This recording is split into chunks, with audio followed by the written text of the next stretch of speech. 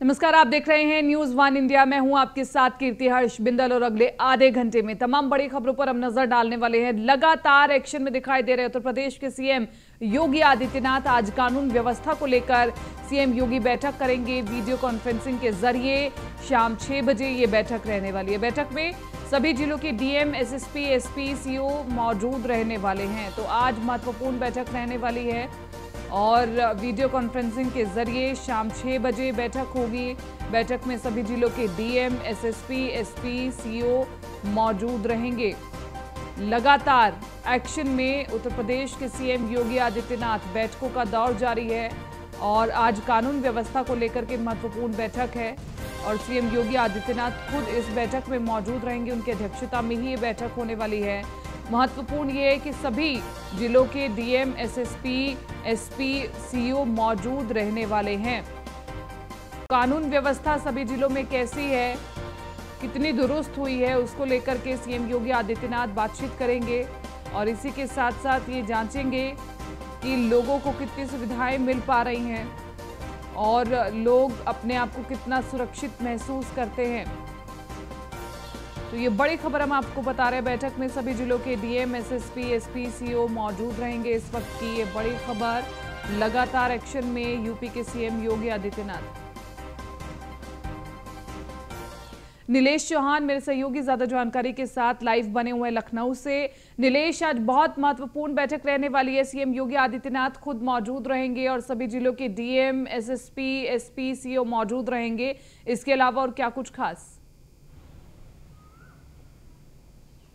देखिए, बिल्कुल आपको बता दूं कि उत्तर प्रदेश के मुख्यमंत्री योगी आदित्यनाथ लगातार ये प्रयास कर रहे हैं कि उत्तर प्रदेश में कानून व्यवस्था को दुरुस्त किया जाए। और उत्तर प्रदेश सरकार की अगर हम 2.0 की बात करें तो 1 महीना पूरा हो गया। उसके बाद लगातार एक के बाद एक तमाम बैठकों का दौर चल रहा है। मुख्यमंत्री योगी आदित्यनाथ सभी बैठकों की अध्यक्षता कर रहे हैं। आज शाम 6 बजे होने वाली वीडियो कॉन्फ्रेंसिंग के माध्यम से जो बैठक है, अगर उसकी बात की जाए तो उत्तर प्रदेश के 75 जिलों के जो डीएम हैं, एसएसपी हैं, एएसपी हैं, सीओ हैं, उनके साथ वो वीडियो कॉन्फ्रेंसिंग के माध्यम से जुड़ेंगे और साफ तौर पे दिशा निर्देश जारी करेंगे कि उत्तर प्रदेश में जो है कानून व्यवस्था को बरकरार रखा जाए। जिस तरीके से प्रयागराज में घटना हुई, गोरखपुर में हुई, मुजफ्फरनगर में हुई, तो उन तमाम घटनाओं को देखते हुए मुख्यमंत्री योगी आदित्यनाथ कानून व्यवस्था को लेकर सख्त नजर आ रहे हैं। उनका साफ तौर पर कहना है कि उत्तर प्रदेश में किसी भी हालत में कानून व्यवस्था बिगड़ने न पाए।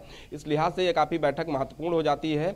उसके साथ साथ अगर मुख्यमंत्री योगी आदित्यनाथ की बात की जाए तो मुख्यमंत्री योगी आदित्यनाथ लगातार ये प्रयास करते आए हैं कि उत्तर प्रदेश में महिला सुरक्षा को लेकर व्यापक प्रबंध किए जाएं ताकि महिलाएं खुद को सुरक्षित महसूस करें और रात में भी अगर वो निकलना चाहती हैं तो निकल सकें। तो ऐसे में जब ये बैठक होगी तो कहीं ना कहीं तमाम अधिकारियों के पेंच भी कसते हुए मुख्यमंत्री योगी आदित्यनाथ नजर आएंगे, क्योंकि जिन जिलों में हाल फिलहाल में कई घटनाएं हुई हैं और उन घटनाओं का खुलासा नहीं हो पाया है, ऐसी स्थिति में वहाँ के डीएम, एसएसपी और एसपी, एएसपी, सीओ के पेंच भी मुख्यमंत्री योगी आदित्यनाथ कस सकते हैं। तो कहीं ना कहीं उत्तर प्रदेश में कानून व्यवस्था मजबूत हो और जो गुंडे माफिया हैं उनका स्थान जेल में हो, तमाम चीज़ों को लेकर मुख्यमंत्री योगी आदित्यनाथ 6 बजे वीडियो कॉन्फ्रेंसिंग के माध्यम से अधिकारियों के साथ जुड़ेंगे और उचित दिशा निर्देश जारी करते नजर आएंगे।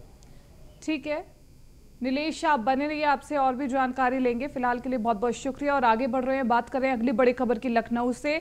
ललितपुर हादसे पर सीएम योगी ने दुख जताया है और इसी के साथ साथ दुर्घटना में हुई जनहानि पर गहरा शोक व्यक्त किया है। मृतकों के शोक संतप्त परिजनों के प्रति संवेदना व्यक्त की है।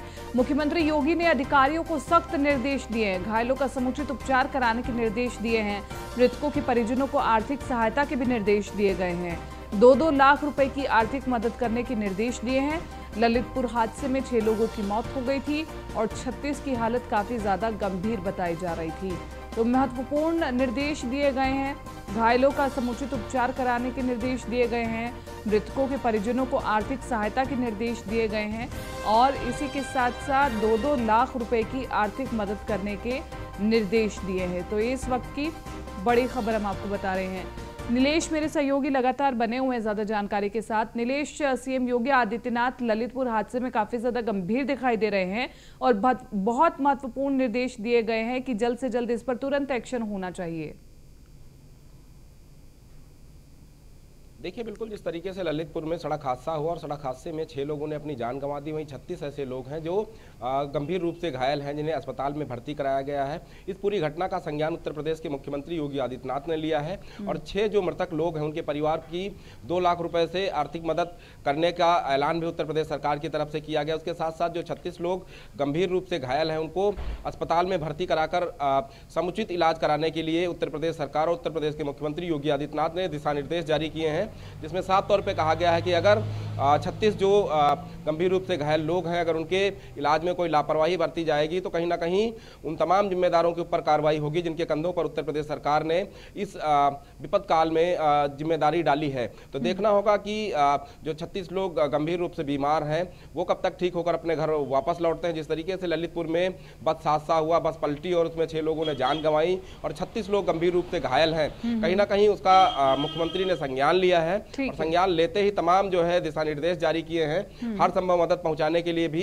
दिशा निर्देश जारी किए गए हैं।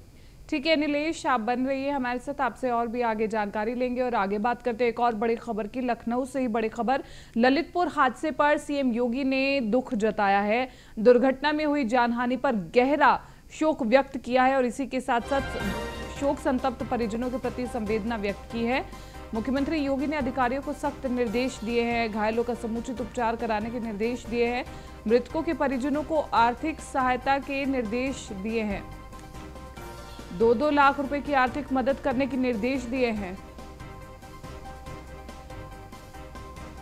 चलिए एक और बड़ी खबर हम आपको बता रहे हैं, 15 मई तक जांच रिपोर्ट शासन को उपलब्ध करानी होगी। रजिस्ट्रार मदरसा शिक्षा परिषद ने समस्त जिलाधिकारियों को पत्र भेजा है। मदरसा आधुनिकीकरण योजना के तहत चल रहे हैं, 7000 से ज्यादा मदरसे चल रहे हैं। लखनऊ से बड़ी खबर, आधुनिक मदरसा योजना के तहत मदरसों की जांच के निर्देश दिए गए हैं। भूमि, किरायानामा, शिक्षकों, छात्रों की भौतिक जांच के लिए एक कमेटी बनाई गई है और एसडीएम, खंड शिक्षा अधिकारी, खंड विकास अधिकारी अब इसकी जांच करेंगे और इसी के साथ साथ 15 मई तक जांच रिपोर्ट शासन को उपलब्ध करानी होगी। नीलेश मेरे सहयोगी ज्यादा जानकारी के साथ लगातार बने हुए हैं। नीलेश, मदरसों की भी अब जांच होगी और किन किन पैमानों पर ये जांच होने वाली है? देखिए बिल्कुल उत्तर प्रदेश सरकार का लगातार ये प्रयास रहा है कि सबको शिक्षा और एक समान शिक्षा मिले। इस लिहाज से मदरसों की जो ये जांच कराई जा रही है वो काफ़ी महत्वपूर्ण हो जाती है।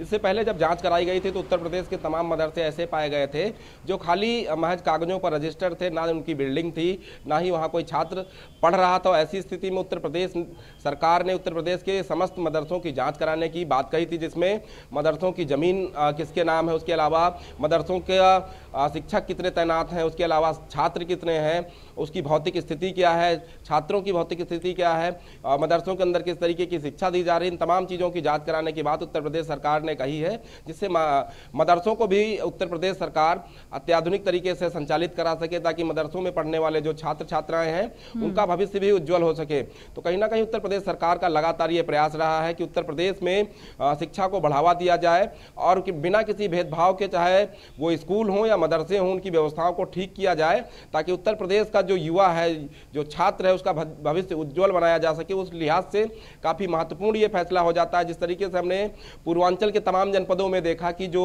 मदरसे संचालित हो रहे हैं वो महज खाना पूर्ति करने के लिए संचालित हो रहे हैं। एक जिले में 7-7, 8-8 मदरसे संचालित हो रहे हैं, लेकिन किसी भी मदरसे में 2 से 4 छात्र भी रजिस्टर्ड पाए नहीं गए। मौके का अगर मुआयना किया गया तो वहाँ पर तमाम मदरसे ऐसे पाए गए जिनकी अपनी बिल्डिंग ही नहीं थी, महज कागजों में ये मदरसे संचालित हो रहे थे। तो ऐसी स्थिति में उत्तर प्रदेश सरकार ने बड़ी पहल की है कि उत्तर प्रदेश में जितने भी मदरसे हैं उनका सत्यापन कराया जाए, उनकी जमीन देखी जाए कि मदरसों के नाम है कि नहीं है, और उसके अलावा जो छात्र हैं वो कितने छात्र वहाँ पर अध्ययनरत हैं, क्या पढ़ाई कराई जा रही है, किस मीडियम से पढ़ाई कराई जा रही है, जो टीचर हैं उनका बैकग्राउंड क्या है, किस तरीके से वो पढ़ा रहे हैं।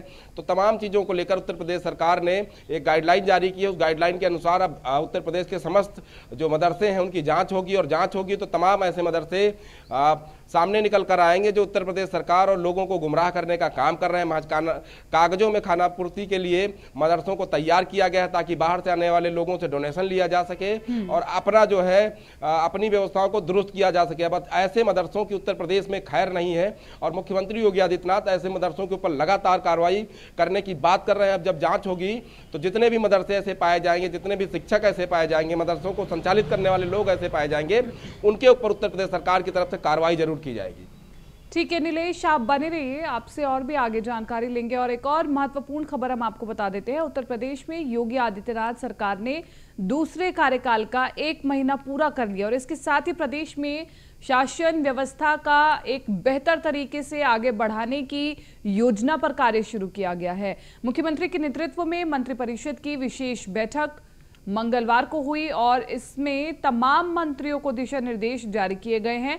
सीएम योगी ने साफ कर दिया है कि सभी मंत्रियों को अपनी संपत्ति की घोषणा करनी होगी, परिजनों की संपत्तियों का विवरण सार्वजनिक करना होगा और इसके अलावा मंत्रियों को मंडल बांट दिए गए हैं।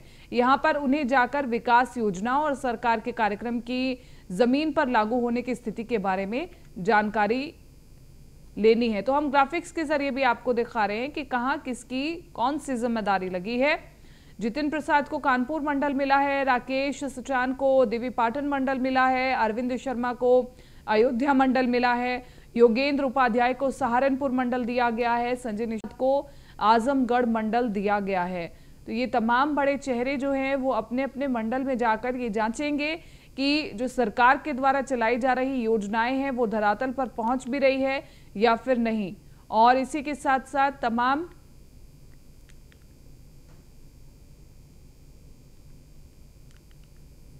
तो चलिए अब ये भी बताते हैं कि सरकार जनता के द्वार में क्या कुछ खास है। 18 मंडलों के लिए 18 मंत्री समूह बनाए गए हैं। उप मुख्यमंत्री की टीम में एक एक राज्य मंत्री रहेंगे और इसी के साथ साथ 18 मंत्री समूह 18 मंडलों में भ्रमण करेंगे।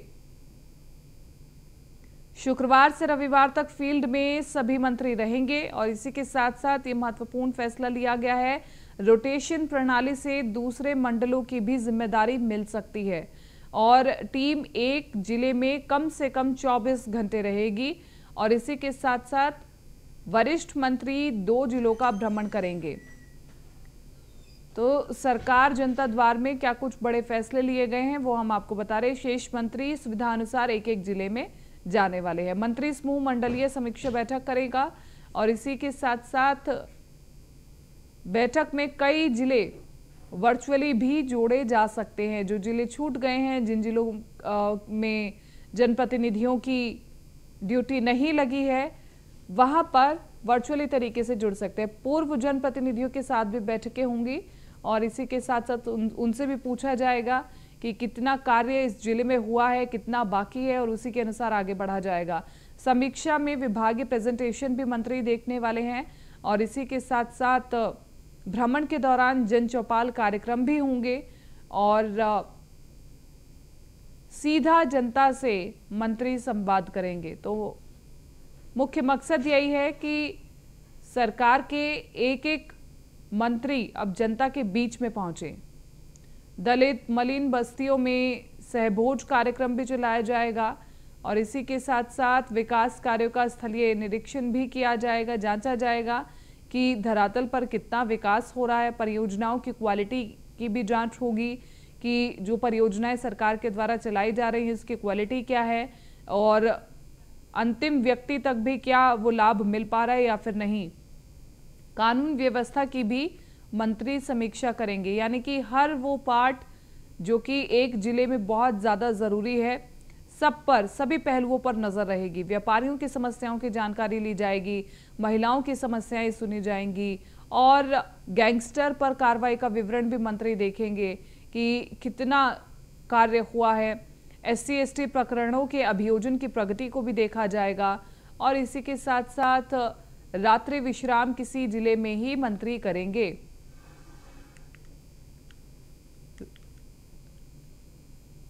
तो रात्रि विश्राम सरकारी गेस्ट हाउस में होगा और हर टीम मुख्यमंत्री कार्यालय को रिपोर्ट देगी। और इसी के साथ साथ आपको बताते चले कि टीम की रिपोर्ट पर मंत्री परिषद में उसके बाद चर्चा होगी। जो रिपोर्ट बनाई गई है। हर जिले में वो रिपोर्ट आगे सौंपी जाएगी। और वहीं योगी सरकार के इस फैसले को लेकर के कैबिनेट मंत्री जितिन प्रसाद से खास बातचीत की है हमारे सहयोगी एसके वाजपेयी ने। देखिए, उत्तर प्रदेश सरकार के पीडब्ल्यूडी मंत्री जितिन प्रसाद मंत्री जी, जिस तरीके से मुख्यमंत्री ने आज कहा कि सभी मंत्री मंडल स्तर पर जाएं और चीजों को स्थलीय निरीक्षण करें, मंत्री जी स्थलीय निरीक्षण करें मंत्री सभी। हाँ, आज बिल्कुल मुख्यमंत्री जी द्वारा निर्देशित किया गया है। उत्तर प्रदेश सरकार मुख्यमंत्री जी के नेतृत्व में पूरी तरीके से प्रतिबद्ध है कि एक एक जो संकल्प पत्र में कहा गया था उसको धरातल पर उतारना है। जनता का आशीर्वाद मिला है, पूरे दमखम से एक एक जिले, एक एक ब्लॉक, एक एक तहसील पर जाया जाएगा। विकास कार्यों की समीक्षा की जाएगी, जनता से सीधे संवाद किया जाएगा और जो समस्याएं हैं उनका निस्तारण किया जाएगा। लोक सेवकों के लिए कहा कि वो अपनी संपत्ति सार्वजनिक कर दें। नो एंट्री है, हाँ, वो तो हमेशा होता है और करते आए। बिल्कुल, ये है उत्तर प्रदेश सरकार के पीडब्ल्यूडी मंत्री जितिन प्रसाद, जो बता रहे हैं कि एक एक संकल्प पत्र के वायदे को हम पूरा करेंगे। हालांकि जितिन प्रसाद को मुख्यमंत्री योगी आदित्यनाथ ने कानपुर मंडल का प्रभार दिया है, जिसमें जल्द ही वो अपना दौरा शुरू करेंगे। कैमरामैन अमित शाहानी के साथ मैं एसके वाजपेयी, न्यूज़ 1 इंडिया, लखनऊ। और वहीं कैबिनेट मंत्री धर्मपाल सिंह को गोरखपुर मंडल की जिम्मेदारी मिली है। ग्राउंड जीरो पर जाकर वो क्या करेंगे, उनसे जानने की कोशिश की है हमारे सहयोगी एसके वाजपेयी ने। मंत्री धर्मपाल सिंह, मंत्री जी, आज मुख्यमंत्री योगी आदित्यनाथ ने सभी 18 मंडलों के प्रभार कैबिनेट मंत्रियों को दिए हैं। आपको भी मुख्यमंत्री का गृह जनपद गोरखपुर का प्रभार दिया गया है। गृह गोरखपुर गृह का जनपद का नहीं मिला है, गोरखपुर मंडल का प्रभार मिला है। मैं माननीय मुख्यमंत्री जी का आभारी हूँ। उन्होंने जो मुझ पर जो उम्मीद की है, मेरा प्रयास होगा मैं उस उम्मीद पर खरा उतरने का काम करूँ और शासन की नीतियों का लाभ, नागरिक सुविधाओं का लाभ गोरखपुर और गोरखपुर मंडल के कमिश्नरी के अन्य चारों जिलों को लाभ देने का काम करूं, ऐसा मेरा प्रयास रहेगा। आपके पास जो विभाग हैं, जिन चीज़ों को लेकर लगातार विपक्ष सवाल उठा रहा था, उस पर आप काम कर रहे थे। बहुत ही पारदर्शिता के साथ मुख्यमंत्री काम कर रहे हैं। उन्होंने कहा कि जो जनप्रतिनिधि हैं, जो लोक सेवक हैं, वो अपनी संपत्ति भी सार्वजनिक करें। हाँ, आज बाकायदा सचिव मुख्यमंत्री ने मुख्यमंत्री जी के निर्देश पर हर मंत्रियों को पढ़कर सुनाया, एक भी वर्ड बाय वर्ड, और निश्चित रूप से अच्छा है, ट्रांसपेरेंसी है। जब अधिकारी अपनी अपनी संपत्तियों का घोषणा करते हैं, हम लोग जब नामांकन करते हैं तब घोषणा करते हैं, तो अब घोषणा करने में कोई दिक्कत नहीं है, करनी चाहिए, अच्छी बात है। सर, मुझे लग रहा है कि सरकार बजट से पहले चाह रही है कि जमीनी स्तर पर चीज़ें क्या हो रही हैं उनको पता किया जाए। यही वजह है कि 15 तारीख से पहले मुख्यमंत्री ने कहा कि सभी मंत्री अपनी अपनी रिपोर्ट दे दें स्थलीय, ताकि उस हिसाब से चीज़ें आगे बढ़ाई। हाँ, माननीय मुख्यमंत्री जी की यही इच्छा है, क्योंकि जनता ने चुनाव में बहुत भारी भरोसा किया है। तो माननीय मुख्यमंत्री जी चिंतित हैं कि आम नागरिक की सुविधाएँ, जो मौलिक सुविधाएँ, आवश्यक सुविधाएँ जो सरकार के द्वारा पहुंचाई जाती हैं, उनको पहुंचाने का काम जन जन तक हो, इसके लिए उन्होंने कार्य का आवंटन किया है। आखिरी सवाल मुझे, गोरखपुर का दौरा आप कब से शुरू कर रहे हैं? अभी हम जल्दी करेंगे, अगले सप्ताह में करेंगे। धन्यवाद। ये है उत्तर प्रदेश सरकार के मंत्री धर्मपाल सिंह, जो बता रहे हैं कि हम लगातार गोरखपुर का दौरा करेंगे और अगले सप्ताह से हम जाएंगे, चीज़ों को देखेंगे, स्थलीय निरीक्षण करेंगे और लगातार जो मुख्यमंत्री योगी आदित्यनाथ के निर्देश हैं उनका पालन कराएंगे। कैमरामैन अमित शाहानी के साथ मैं एसके वाजपेयी, न्यूज़ 1 इंडिया, लखनऊ। और इसके साथ ही अल्पसंख्यक कल्याण राज्य मंत्री दानिश आजाद से भी सरकार के इस अहम फैसले को लेकर के बातचीत की है हमारे सहयोगी एसके वाजपेयी ने। हमारे साथ है उत्तर प्रदेश के मंत्री दानिश आजाद अंसारी। मंत्री जी, आज मुख्यमंत्री बैठक कर रहे थे और बहुत सारी बड़ी बड़ी चीज़ें उन्होंने आज बैठक में कही। सबसे बड़ी चीज़, जनता के बीच जाना है, जनता के बीच जुड़ना है, उनके साथ सहबोझ करना है, चौपाल लगानी है, समस्याएं सुननी है। जी, आप देखिए, जब से हमारी सरकार रिपीट हुई है, जब से हमने शपथ लिया है, पहले दिन से ही हम ग्राउंड लेवल पे जाके कैसे अपनी योजनाओं को और अच्छा और बेहतर करें, इस दिशा में हम काम कर रहे हैं। इसी दिशा में को आगे बढ़ाने के लिए आज माननीय मुख्यमंत्री जी की अध्यक्षता में बैठक हुई है, जिसमें सभी हमारे मंत्रीगण को कहा गया है कि वो ग्राउंड लेवल पर जाएँ, मंडलों में जाएँ, जिलों में जाएँ, तहसील में जाएँ, गाँव में जाएँ और गांव के लोगों से कनेक्ट होके हम जैसे पहले भी हम करते आते थे और भी अच्छा हम जो है अब कनेक्टिविटी बनाएं और इनपुट लें कि कैसी हमारी योजनाएं अच्छे से चल रही हैं, कहीं कोई दिक्कत तो नहीं आ रही है।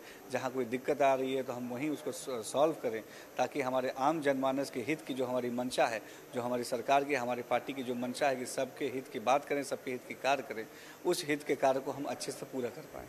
मुख्यमंत्री ने एक बात और कही है कि जो जनप्रतिनिधि हैं या जो लोक सेवक हैं, अधिकारी हैं, आईएएस आईपीएस, वो सभी अपनी संपत्ति का विवरण सार्वजनिक करें, अपनी भी और अपने परिवार वालों की। तो माना जाए एक पारदर्शिता मुख्यमंत्री लाना चाहते हैं। जी, शुरुआत से ही हमारे सरकार की, हमारे संगठन की नीति है पारदर्शिता। हम बिना किसी भ्रष्टाचार के अपने सेवा भाव को जारी रखें, इसीलिए इस तरह के दिशा निर्देशन पहले भी मिलते थे, अभी भी मिले हैं और ये अच्छा कदम है कि पारदर्शिता रहेगी, हम सब जवाबदेह रहेंगे तो हम और अच्छे से और बेहतर काम कर पाएंगे। उत्तर प्रदेश सरकार की तरफ से एक निर्देश जारी किया गया है कि ध्वनि प्रदूषण को लेकर कि जो लोग हैं वो स्वतः जहां पे परमिशन नहीं है ऐसी जगहों से लाउड स्पीकर हटा लें, और आज इसकी शुरुआत मंदिरों से और मस्जिदों से लोगों ने स्वतः शुरू कर दी है। देखिए, यही तो आज हमारे उत्तर प्रदेश की जो कहते हैं नाम इसीलिए रोशन हो रहा है कि आज हर धर्म, हर मज़हब के लोग एकजुट होकर विकास की बात कर रहे हैं और इसी एजेंडे पे, हमारे इसी नियत पे उन्होंने हमें वोट दिया था, पुनः हमें सरकार में स्थापित किया और उनके अपने इसी एजेंडे को हम आगे बढ़ा रहे हैं। और जहाँ भी ध्वनि प्रदूषण के नाते और भी जो भी सरकार की गाइडलाइंस है, हम उनको गाइडलाइंस जारी करते हैं। सबसे अच्छी बात है कि आम जनमानस उसको फॉलो करता है, क्योंकि हम जो भी गाइडलाइंस जारी करते हैं वो जनता के हित के लिए करते हैं। अगर कोई सरकार कोई भी गाइडलाइन जारी कर रही है, उसके पीछे जनता का हित हमारा एकमात्र मंशा है और जनता उसको मान रही है और इस तरह के और अच्छे फैसले और स्वागत योग्य फैसले आगे भी आते रहेंगे। अखिलेश यादव भी कह रहे थे कि वहां पर कुछ वर्ग विशेष लोगों का काम हो रहा है और ये चीजें हो रही। तो माननीय मुख्यमंत्री जिस तरीके से चीजें कर रहे हैं, जैसे वो दिशा निर्देश कर रहे हैं, बहुत सारी चीजों में पारदर्शिता कर रहे हैं, तो माना जाए कि इस तरीके के आरोपों में कोई दम नहीं है। देखिए, ऐसे सारे आरोप निराधार हैं, राजनीति से प्रेरित हैं। हम सेवा भाव से काम करते हैं और इसी सेवा भाव को जनता पसंद कर रही है, तभी हम लगातार जनता हमको अपना सेवा करने का अवसर दे रही है और हम आगे भी लगातार इसी ईमानदारी के साथ, इसी निष्ठा के साथ आम जनमानस के हित के लिए काम करते रहेंगे। और ऐसे किसी भी तरह की बातें बेबुनियाद है और जनता पे इनका कोई असर नहीं पड़ रहा है, इसीलिए आज वो सत्ता से बाहर हैं और हम आम जनता की सेवा के लिए सत्ता हमारे पास है और हम लगातार सेवा भाव से, निष्ठा के साथ काम कर रहे हैं। बिल्कुल, धन्यवाद। ये हैं उत्तर प्रदेश सरकार के मंत्री दानिश आजाद अंसारी, जो बता रहे हैं कि उत्तर प्रदेश सरकार की कोशिश यही है कि सभी चीज़ों को बेहतर ढंग से किया जाए, बिना किसी भेदभाव के सभी को लाभ दिलाया जाए। और यही एक वजह है कि लगातार हम फील्ड पर उतरकर काम कर रहे हैं। जो लोग आरोप लगा रहे हैं वो पूरी तरीके से निराधार हैं, क्योंकि उत्तर प्रदेश सरकार लगातार निष्पक्ष होकर सभी के लिए काम कर रही है। कैमरामैन साहनी के साथ मैं इसके वाजपेयी, न्यूज़ 1 इंडिया, लखनऊ। हमारे मंत्री गिरीश चंद्र यादव से भी सरकार के जनता के बीच जाने के फैसले को लेकर के खास बातचीत की है हमारे सहयोगी एसके वाजपेयी ने। हमारे साथ हैं उत्तर प्रदेश सरकार के मंत्री गिरीश यादव। मंत्री जी, आज मुख्यमंत्री योगी आदित्यनाथ बैठक कर रहे थे और आप भी उस बैठक में थे, और आज मुख्यमंत्री ने कई बड़ी चीजें कही कि सभी मंत्री क्षेत्र में जाएंगे, लोगों के बीच रहेंगे, उसका भोज करेंगे, चौपाल लगाएंगे, बहुत सारी चीजें। माननीय मुख्यमंत्री जी ने आज जो है मंत्रिपरिषद की बैठक किया है, उसमें सरकार जनता के द्वार, पूरी सरकार जो है जनता के द्वार जाएगी और वहाँ से संबंधित समस्याओं को सुना जाएगा, उनका यथासंभव प्रयास करके निस्तारण कराया जाएगा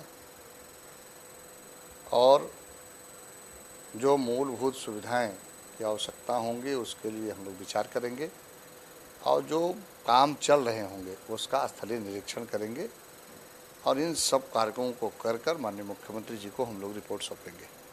माना जाए कि जो इस बार का बजट आ रहा है, उस बजट में कोशिश की जा रही है कि लोगों की क्या भावना है, क्या वो लोग चाहते हैं। यही वजह है कि शायद 15 तारीख से पहले कहा गया है कि सब रिपोर्ट्स अपनी दे दें। सारी रिपोर्ट 15 तारीख के पहले आ जाएगी और इस बार पहली बार ऐसा हो रहा है कि पहले प्रेजेंटेशन किया गया कि विभागों को हम क्या क्या काम करेंगे और हमको क्या क्या आवश्यकताएं हैं, उसमें धन की कितनी आवश्यकता है, और इसके बाद स्थलीय निरीक्षण करके भी उसको पूरी तरह से पुष्टि करके और फिर मिनट जारी कर उसके सापेक्ष धन आवंटन की कार्रवाई भी हो। मुख्यमंत्री ने कहा कि जो जनप्रतिनिधि हैं या लोक सेवक हैं, जो ऑफिसर्स हैं, वो अपनी संपत्ति और अपने परिवार की संपत्ति का डिटेल दें ताकि जनता के बीच एक मैसेज जाए। ठीक है, वो तो हम लोग देंगे ही। माननीय मुख्यमंत्री जी का जो आदेश है, जो निर्देश है, उसको पूरा करेंगे। बिल्कुल, ये है उत्तर प्रदेश सरकार के मंत्री गिरीश यादव जो बता रहे हैं मुख्यमंत्री योगी आदित्यनाथ का निर्देश है कि लोगों के बीच जाइए और लोगों से उनकी चीजों के बारे में जानिए, स्थलीय निरीक्षण कीजिए, गुणवत्ता चेक करिए और कहीं न कहीं ये सारा फीडबैक 15 तारीख तक मुख्यमंत्री कार्यालय को उपलब्ध कराएं ताकि आने वाले 5 साल को लेकर एक रोडमैप जो तैयार हुआ है उस पर काम लोगों की भावना के अनुरूप शुरू हो सके। कैमरामैन अमित शाहनी के साथ मैं इसके वाजपेयी, न्यूज़ 1 इंडिया, लखनऊ।